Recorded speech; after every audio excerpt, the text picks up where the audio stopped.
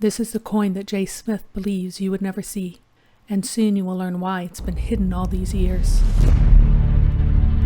J. Smith says many things about Islam that are not only untrue but are quickly disproven as soon as they are examined. Coins are brilliant because coins don't disintegrate, they don't deteriorate. They're as pristine today as usually the day they're minted. This establishes a pattern for J. Smith. The idea that coins are important because they don't corrode makes a good story, and so J teaches it, even though it's obviously untrue to anyone who has ever visited a museum of ancient history and seen the corroded coins in a collection there. They're so good, in fact, because they give a huge amount of information. Because of the fact that the rulers did not have television or radio or newspapers to announce when they came to power, what would you use? You would use coins to do that announcement, because everybody touched coins. Everybody would use it in commerce, and that was the best way to get that information out to the populace. This is a statement by Jay for which he offers no evidence because it is simply not true. Imagine a scenario in which, to find out you have a new king, a message has to go out from the capital, reach the local mint, the mint needs to carve a new die, then strike new coins, and then these coins have to get into casual circulation, and you have to notice there are coins with new pictures on them. Then you read the name on these new coins and discover you have a new king. J. Smith speaks with confidence, but without substance. Coins were issued by authorities that had prestige to back up the coin's valuation. Rulers lent their images to coins to show the coins to be trustworthy, and rulers likewise gained prestige by being able to strike coins people were happy to use. So what happened when a kingdom lacked the prestige to inspire confidence? They'd mint coins imitating powers that did inspire confidence. Here is an Anglo-Saxon coin that attempts to imitate Heraclius's true cross coins. It was almost certainly produced by pagans, and it was certainly produced for circulation among pagans. The letters are nonsense. These are illiterate kings of an illiterate people. Here is another coin that tries to say Crispus Nob Kais, an abbreviation for Crispus, most noble Caesar, trying to imitate the 4th century coins of the Roman Emperor Crispus still in circulation in the 7th century. But the die maker messes up the words, writing B for R in Crispus and an H for an A and the abbreviation for Caesar, and the reverse has the back of a different coin with indecipherable attempts at runes and letters. Here's one done so badly that the crosses have stopped being clearly recognizable. In comparison, here's a coin of a native type minted in the Anglo-Saxon kingdom of Wessex after Christianization. It imitates the basic layout of Roman coins, but it relies on its own prestige and has a distinct local design. It doesn't bother with words because the people are illiterate, and the king is unrecognizable because the specific king isn't what's being invoked, but rather the kingdom as a whole. How does this fit into Jay's confident assertion that coins are the announcement of a new king?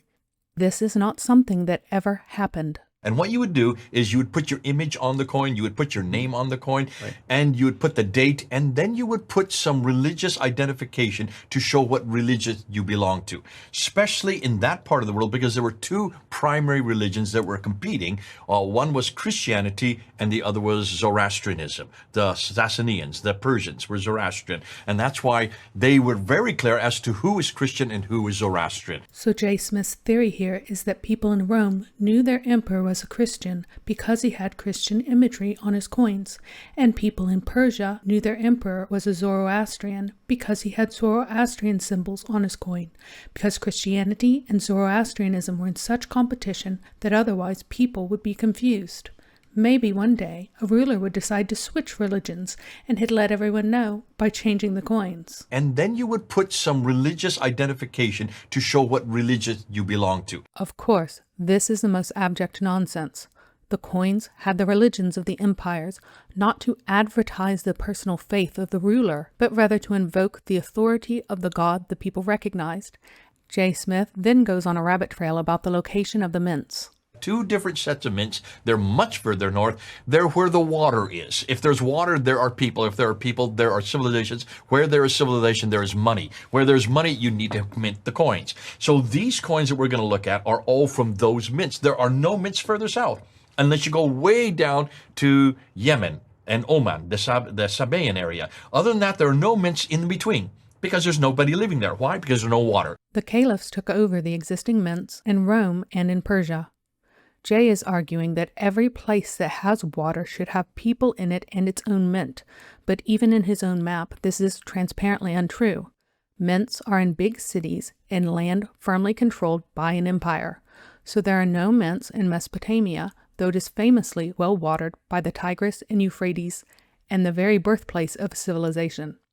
There is water there, and there are ancient cities there, but there are no mints, because this area was not in the heartland of either kingdom, but was sometimes controlled by one and sometimes by another. No Orientalist, aside from Montgomery Watts, has ever seriously claimed that Mecca was a large city. As Medina is also a place Jay claims has no water and no people, he should be surprised, then, to find it on Ptolemy's map, which he is so excited to present as not containing Mecca. In fact, there was an entire kingdom that lasted more than a century that occupied most of the Arabian desert, because people do, in fact, live there, and did live there at that time. And no, this kingdom did not strike its own coins, which J. Smith implies means it doesn't exist. Having dealt with this straw man, let's see what he is going to claim about the coins. You follow the coins, you follow the story. If you want to see what was happening at that time, look and see what the coins tell you. At the time of Muhammad, there are no coins at all that say anything about him. He's not on any coin. Wait a minute, if he is the beginning of the caliphate, if he is the first caliph, if he is the caliph from 624 up until 632, why are there no coins with his name on it? Muhammad was not a caliph or even a kingdom builder, but an apocalyptic prophet who believed the end of the world would come in his lifetime. Aside from this, Muhammad did not strike coins because he didn't take control of an area that had ever struck coins. The idea that there should be coins before the proto-Muslims conquered a coin-minting region is something that comes entirely from the imagination of J. Smith. Remember that the kingdom of Kinda also never minted coins. There are coins there, and they do have names on it. You can see the coins are all there. And what do you notice about those coins? They have crosses on them. And they are names, but they're not any of the names we would expect. Where's Umar? Where is Uthman, especially Umar and Uthman? Those are the two major ones. They had the most time. Where are their names? But certainly Umar or Uthman's name should be there. No reference to anybody. Now, there is an Umar, but it's not the Umar we know. We're going to get to that. So the Sassanid Empire ceases, yet the Arab coins are Christian up to 661. Jay claims that the coins of the Caliphate all have crosses, and so they are Christian.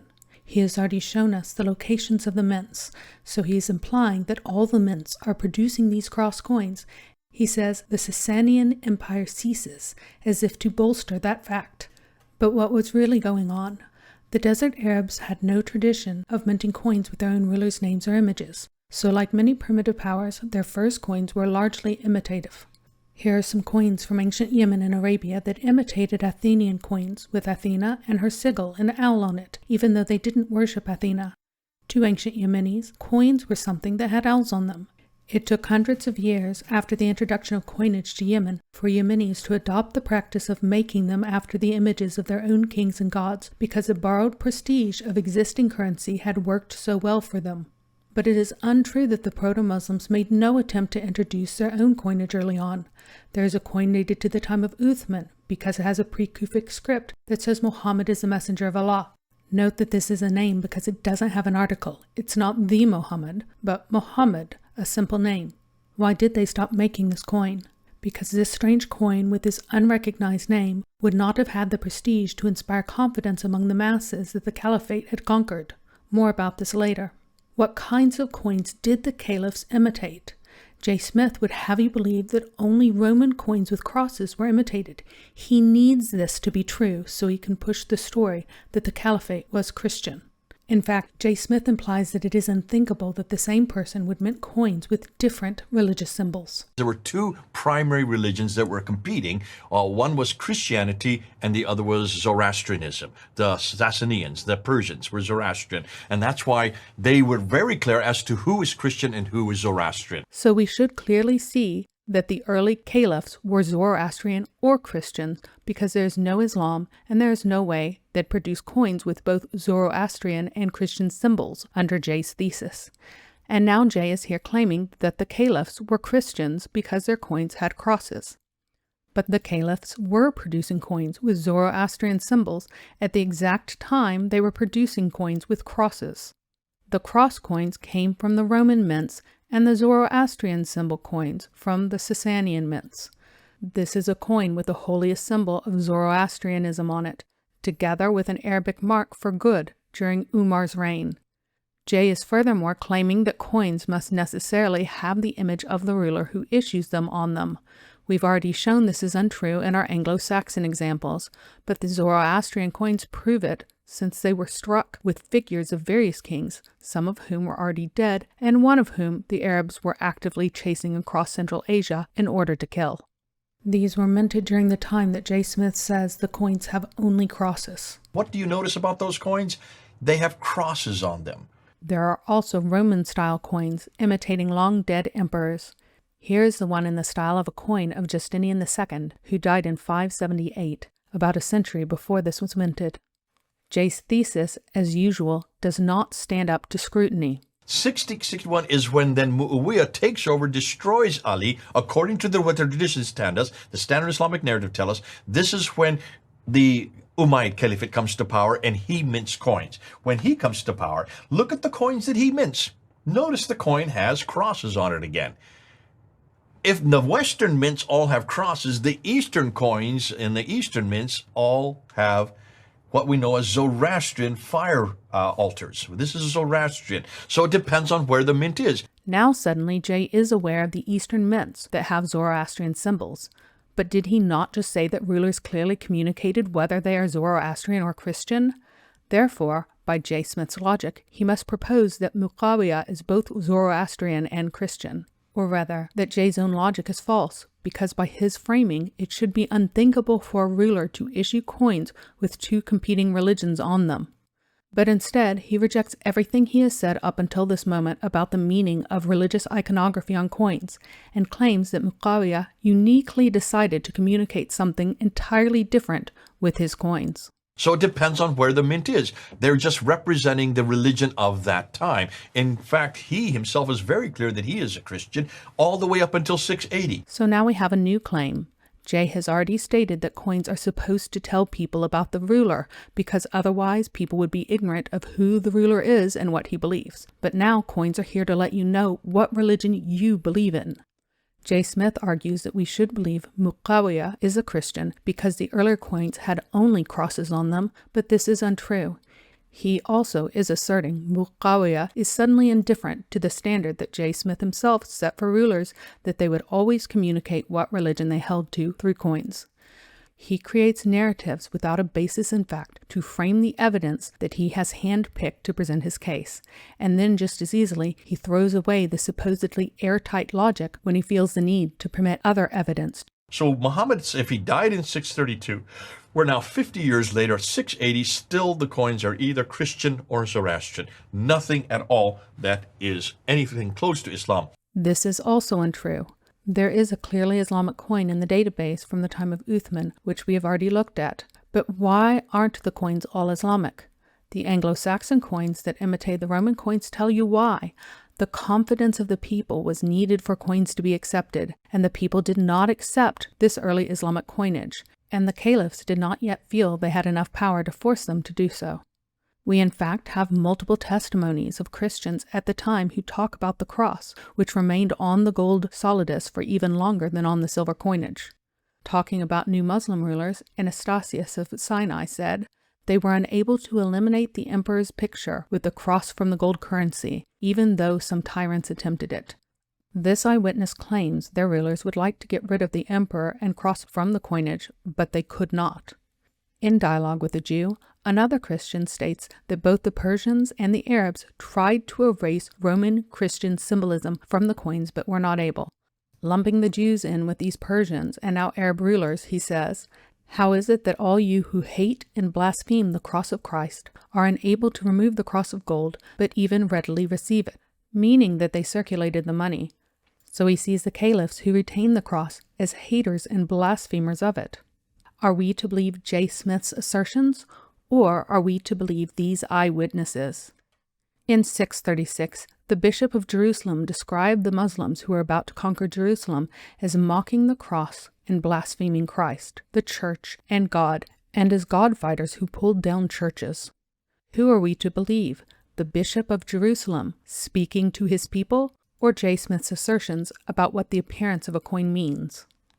Muqawiyah removed crosses from coins, which caused people to reject them, according to a Maronite Christian eyewitness. Muqawiyah was forced to bring the crosses back. Are we supposed to believe that Muqawiyah was a Christian, but wanted to remove the cross from the coins anyway? According to J. Smith, having the cross means he must be a Christian, but removing it apparently means nothing. When Abdul Malik comes, he introduces this coin here, this golden solidus. And you notice it is a picture of Heraclius and his two sons, and it's a mockery of Heraclius. Because what used to be crosses, the Heraclius holding crosses on those orbs with his two sons, and the backside is a Byzantine cross, which is the Byzantine Christianity. He has taken off the crosses out of the orbs, and he has made a mockery of the Byzantine cross. He has eradicated the crosspiece. Now, in doing that, he causes a huge reaction from the Byzantines, and they go to war with him. He actually beats them in the war. And what does he do? He then introduces this coin here. And there's a picture of himself on the coin, and the Shahada is introduced. Abdul Malik felt he had the power to disfigure the cross, even though it would provoke a strong reaction from the Romans. And he was right. This time, a caliph did have the power, so he first disfigured the crosses and then introduced the Shahada coin. The gold coin with the Shahada instead of the cross was first struck in 693. There is a Christian document written soon after this, as if it is a prophecy from before this coinage change, describing it, and it states that the rulers will strike coins with the name of the beast on it. The names on this coin are those of Muhammad and Allah, and thus it believes that either Muhammad or Allah is the name of the beast. J. Smith imagines that Muhammad was a recognizable title of Jesus to Christians. The Shahada is just supposed to be an anti-Trinitarian statement about Jesus. Allah would have been accepted as a reference to God, according to him. If so, how could a literate Christian call either Jesus or God the name of the beast? It is very simple. J. Smith's arguments have no credibility. In fact, this is hardly the first Christian writer to associate the faith of the Arabs with the religion of the beast. The Shahada is La ilaha illallah Muhammadur Rasulullah. What does that mean in English? There is no God but Allah, and Muhammad is his messenger. So this is the Shahada that we think is the introduction to the name Muhammad. Actually, it's not. And the reason we know it's not, and we're going to see that when we get to the Dome of the Rock. J. Smith is claiming this is the first time Muhammad appears on a coin, and its only earlier use is on the Dome of the Rock. But we know this is not true because we have the Uthmanic coin from the half-century before, and from non-coin sources we have examples of Muhammad's name written in Arabic, Aramaic, Coptic, Armenian, and Greek by this point. J outlines the anti-Christian polemics on the third gold coin that Abdul Malik mints, but then he states this. This is an attack against Trinitarian Christianity. This is an anti-Trinitarian attack. These are Christian coins, actually. These are not Muslim coins. All the Muslims say this is proof that that's Islam. No, this is Abdul Malik, who's an anti-Trinitarian. He's attacking the Trinity. He's attacking Jesus' divinity. He believes as a Christian that Jesus is a prophet, but he doesn't believe that Jesus is God. J has decided to make the word Christian meaningless and endorses the idea that Muslims, if they merely don't use the word Muslims, can be considered followers of Christ if they deny the Trinity and Christ's divinity because they consider him to be a prophet. This should be alarming to faithful Christians. The fathers would reject any heresy as being Christian, and here J is saying Jehovah's Witnesses are Christian, the Baha'i are Christian, Madame Blavatsky is a Christian. Everyone is a Christian as long as they consider Jesus to speak for God in some way. This is not how Christianity is defined by a believing Christian, and no Christian should have patience for this statement. Muhammad did indeed come claiming to be a follower of Christ, who rejected Christ's message, Christ's full identity, and Christ's ministry. And J. Smith is explicitly endorsing the view that such a person could be called a Christian or follower of Christ. During his recap, J. Smith says, So the coins tell us exactly what's going on. What the coins are telling us, and let's just look at one more slide here. What the coins are telling us, that all the curly coins have a Christian identity. This is an internecine Christian attack. These coins are telling us that there is a debate that's happening between the Trinitarians and the anti-Trinitarians. According to J. Smith, then, Orthodox Christianity was not established by the 7th century. There was a continuous debate going on about the identity of Christ among Christians, and some Christians denied he was God. Now, as I have pointed out, all of J. Smith evidence is false. This is also false. All of it comes from writers who are anti-Christian and who are trying to leverage Islam to argue against the idea that there ever has been clear teaching from Christ about his identity, clear Christian doctrine, Orthodox Christian faith, or a true Christian church. That is why J. Smith is using language of an internal debate and uncertainty among Christians about whether Jesus Christ is God or just another prophet, and whether or not Christ was even crucified more than 600 years into the church's history. There is a debate that's happening between the Trinitarians and the anti-Trinitarians. J. Smith's approach to polemics against Islam is harmful. In his eagerness to give any useful polemic against Islam, he slanders the Christian church and the foundations of true teaching that the Christian faith rests upon. And he spins stories that have no basis in fact, which rely on careful framing of cherry-picked evidence that moments of independent investigation reveal to be illegitimate. Christians should not be associated with the mishandling of truth. Please subscribe to see more from this series, where we will give the rest of the evidence that J. Smith conceals, which show that J. Smith's arguments are not ones that any Christian should be repeating.